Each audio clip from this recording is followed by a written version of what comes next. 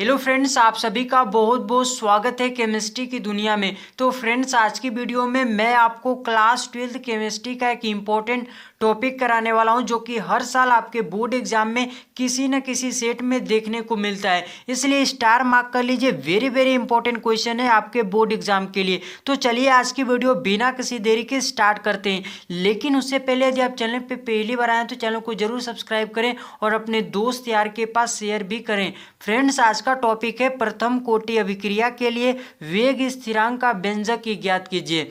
दोस्तों, आपके एग्जाम में कभी कभी इस प्रकार से भी लिखा मिल सकता है, प्रथम कोटि अभिक्रिया के लिए समाकलित वेग समीकरण लिखिए। तो दोनों से में कंफ्यूज बिल्कुल मत होइएगा।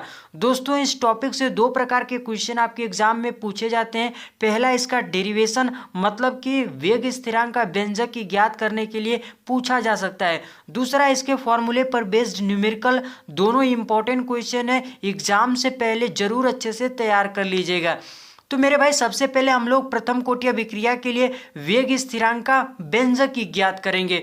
ठीक है दोस्त, मान लेते हैं फ्रेंड्स हमारे पास अभिकारक ये है और इससे उत्पाद बन रहा है। अब हम लोग स्टार्टिंग की कंडीशन बनाएंगे, यानी कि जब अभिक्रिया जस्ट शुरू हुई होगी तब हमारे पास समय 0 होगा और उस समय केवल अभिकारक की ही मात्रा होगी। मान लेते हैं अभिकारक की मात्रा A है और उस समय उत्पाद नहीं बना होगा, यानी कि उत्पाद की मात्रा 0 होगी। लेकिन जैसे जैसे समय बढ़ता जाएगा अभिकारक की मात्रा उत्पाद में बदलती जाएगी, यानी कि फ्रेंड्स समय के बढ़ने के साथ अभिकारक की मात्रा घटेगी और उत्पाद की मात्रा बढ़ेगी। अब फ्रेंड्स हम लोग टी समय के लिए कंडीशन बनाएंगे। ठीक है, तो मान लेते हैं जब समय टी रहा होगा तब हमारे पास कुछ उत्पाद बन गया होगा, मान लेते हैं एक्स बना है। ठीक है, और दोस्तों ये जो मात्रा है यह अभिकारक का ही है, तो अब अभिकारक की मात्रा कितनी बचेगी, एक्स निकल चुका है तो ए माइनस एक्स हो जाएगा। उम्मीद करते हैं फ्रेंड्स इतनी बातें आपको समझ में आ गई होगी। फ्रेंड्स, हम लोग जानते हैं कि जो प्रथम कोटि की अभिक्रिया की दर होती है अभिकारक की एकल सांद्रता पर निर्भर करती है। तो इसी चीज को यहाँ पर हम लोग लिखने वाले हैं। मतलब कि फ्रेंड्स अभिक्रिया की दर अभिकारक की सांद्रता की एक घात पर निर्भर करती है। तो उसी को मैंने यहाँ पर लिखा हुआ है, अभिक्रिया की दर समानुपाते अभिकारक की सांद्रता की घात 1। दोस्तों, अभिक्रिया की दर dx अपान dt होती है, तो लिखेंगे यहाँ पर dx अपान dt समानुपाते अभिकारक की सांद्रता कितनी है, a माइनस एक्स। तो a माइनस एक्स कर देंगे और पावर में 1 लिखे चाहे नहीं लिखे, बात बराबर है। फ्रेंड्स, समानुपाती का चिन्ह हटता है तो एक नियतांक आता है, बच्चों को पता है, तो यहाँ पर भी आएगा। मान लेते हैं वह स्थिरांक फ्रेंड्स k है। ठीक है, तो dx अपान dt बराबर हो जाएगा k into a minus x. Friends, यहाँ पर जो k है ये वेग स्थिरांक है। ठीक है, तो यहाँ पर हम लोग साइड में लिख लेंगे कि k क्या है, यही वेग स्थिरांक है प्रथम कोटि अभिक्रिया के लिए।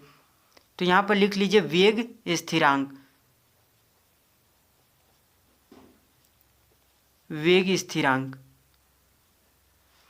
अब फ्रेंड्स क्या करेंगे, इसको इधर बुला लीजिए और इसको इधर लेकर जाइए। ठीक है, तो इधर ये क्या है, गुणा में है a माइनस एक्स, तो इधर आकर क्या हो जाएगा, भाग में हो जाएगा सिंपल। तो dx upon a minus x हो जाएगा और बराबर dt इधर क्या हो जाएगा, गुणा में हो जाएगा क्योंकि इधर भाग में है, तो k इंटू dt हो जाएगा। इतना करने के बाद फ्रेंड्स हम लोग क्या करेंगे, अब दोनों पक्षों में समाकलन करेंगे। तो यहाँ पर लिखेंगे दोनों पक्षों में समाकलन करने पर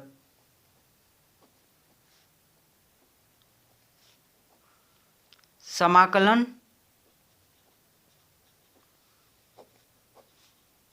करने पर तो क्या हो जाएगा friends, integration dx upon a minus x बराबर इंटीग्रेशन k इंटू dt हो जाएगा।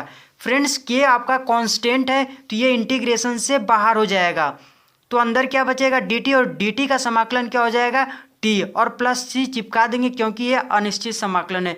अब फ्रेंड्स इस साइड का हम लोग इंटीग्रेशन करेंगे, तो यहाँ पर समाकलन का एक फॉर्मूला लग रहा है, उसको यहाँ पर समझ लीजिए। ठीक है फ्रेंड्स, तो चूंकि इंटीग्रेशन 1 अपन एक्स dx का समाकलन होता है log x। ठीक है, तो उसी प्रकार हमारे क्वेश्चन में क्या है, इंटीग्रेशन 1/a-x इंटू dx है, ये भी 1/x की तरह है, तो इसका भी समाकलन क्या हो जाएगा, log a-x। जिससे जैसे दोस्तों यहाँ पर x है तो log के अंदर x है, यहाँ पर a-x है तो यहाँ पर क्या आएगा, a-x, ठीक है। और लास्ट में क्या करते हैं, x का जो गुणांक होता है उससे हम लोग भाग लगा देते हैं, ठीक है। तो यहाँ पर x का गुणांक कितना है, -1, और -1 से भाग देंगे तो यहाँ पर सिंपल माइनस आ जाएगा, ठीक है। फ्रेंड्स बेसिकली यहाँ पर भी हम लोग वही चीज़ कर रहे हैं, x के गुणांक से भाग लगा रहे हैं, ठीक है। लेकिन यहाँ पर x का गुणांक कितना है, +1 है, और +1 से इसमें भाग देंगे तो इस पर कोई फर्क नहीं पड़ेगा, आखिर इतना ही आएगा, ठीक है। तो आइए इस फार्मूलों का यहाँ पर हम लोग लगाते हैं। तो इसका इंटीग्रेशन क्या हो जाएगा, माइनस का log a-x हो जाएगा। ओके फ्रेंड्स, अब हम लोग इसको क्या करेंगे, समीकरण नंबर 1 मान लेंगे। फ्रेंड्स इतना करने के बाद अब हम लोग क्या करेंगे, c का मान इस समीकरण 1 से निकालेंगे। और कैसे निकालेंगे, इसके लिए हम लोग क्या करेंगे, स्टार्टिंग की कंडीशन इसमें लगाएंगे। स्टार्टिंग की कंडीशन क्या है, जब हमारे पास समय 0 होगा और x की भी वैल्यू क्या होगी, 0 होगी, आखिर उत्पाद नहीं बना होगा। तो इतना चीज़ हम लोग समीकरण 1 में रखेंगे। तो यहाँ पर लिखेंगे इतना रखने पर,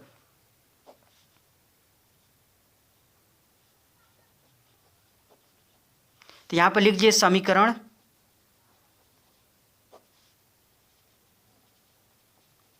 1 में t बराबर 0 x बराबर 0 रखने पर, तो रख दीजिए। तो माइनस का हो जाएगा log a हो जाएगा, क्योंकि x 0 रखेंगे तो a - 0 हो जाएगा, तो a हो जाएगा। ओके फ्रेंड्स, फिर बराबर चिन्ह लगाएंगे, फिर k इंटू टी हो जाएगा, और t कितना है, 0, तो 0 रखेंगे और प्लस c लिख देंगे। अब दोस्तों इसको गुणा कर लीजिए और c का मान निकाल लीजिए, ठीक है। तो यहाँ पर k इंटू 0 करेंगे तो 0 हो जाएगा ये, या आखिर दोस्तों c की वैल्यू कितना आ गया, माइनस का log a आ गया, ठीक है फ्रेंड्स। अब क्या करेंगे, c का मान उठाकर समीकरण नंबर 1 में पटक देंगे, ठीक है। तो यहाँ पर लिखेंगे c का मान समीकरण 1 में रखने पर,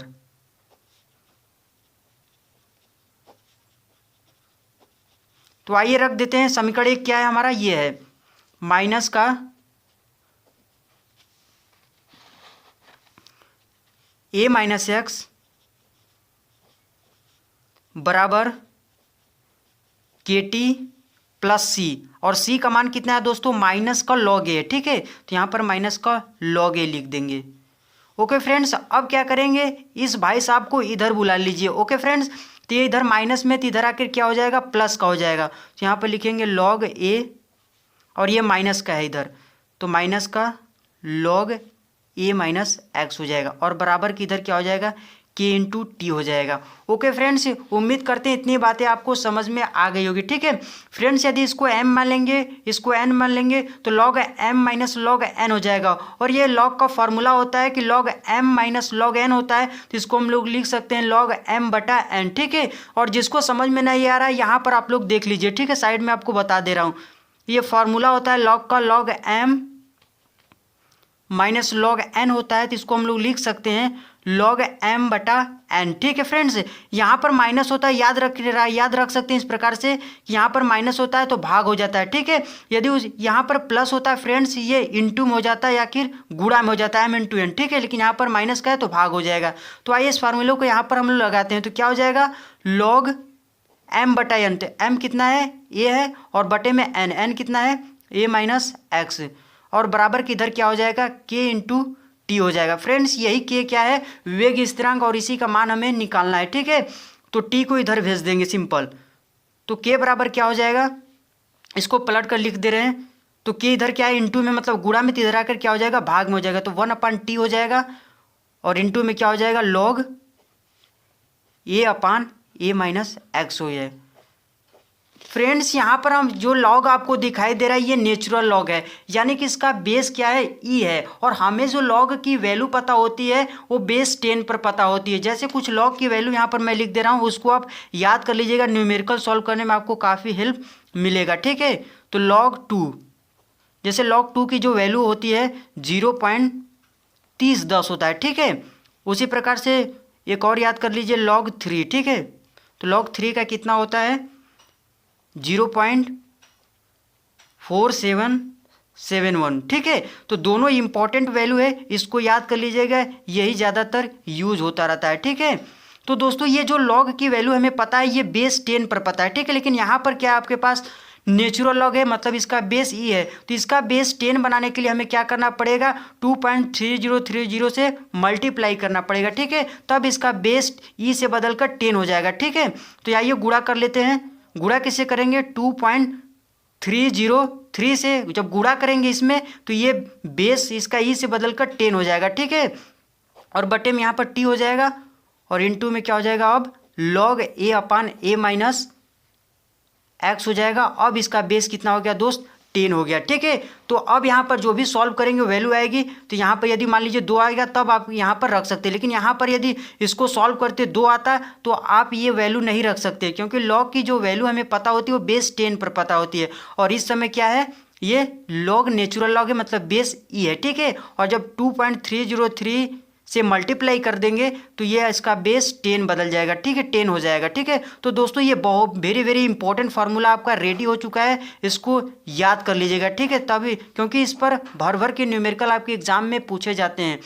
फ्रेंड्स आइए इसको थोड़ा सा और समझ लेते हैं इस फॉर्मूले को। ठीक है दोस्तों, यहाँ पर जो ऊपर जो ए है ये आपका प्रारंभिक मात्रा है। ठीक है, ये क्या है, प्रारंभिक मात्रा है, और जो नीचे दोस्तों ए माइनस एक्स है ये आपका शेष मात्रा है, यानी कि बची हुई मात्रा है। ठीक है, क्योंकि आपको हर चीज़ें पता होनी चाहिए, तभी ना फार्मूला आप अप्लाई करेंगे। आपको पता नहीं है कि ये क्या है, ए माइनस एक्स क्या है, तो ये आपका प्रारंभिक मात्रा है, ए माइनस एक्स शेष मात्रा यानी कि बची हुई मात्रा, और ये टी क्या है, समय है, और ये वही समय जितने समय में ये एक्स मात्रा बना हुआ है जो कि उत्पाद की मात्रा है। ठीक है, उम्मीद करते हैं फ्रेंड्स इतनी बातें आपको समझ में आ गई होगी। तो तब तक के लिए फ्रेंड्स इस वीडियो में इतना ही, मिलते हैं किसी और शानदार टॉपिक के साथ। जय हिंद, जय भारत।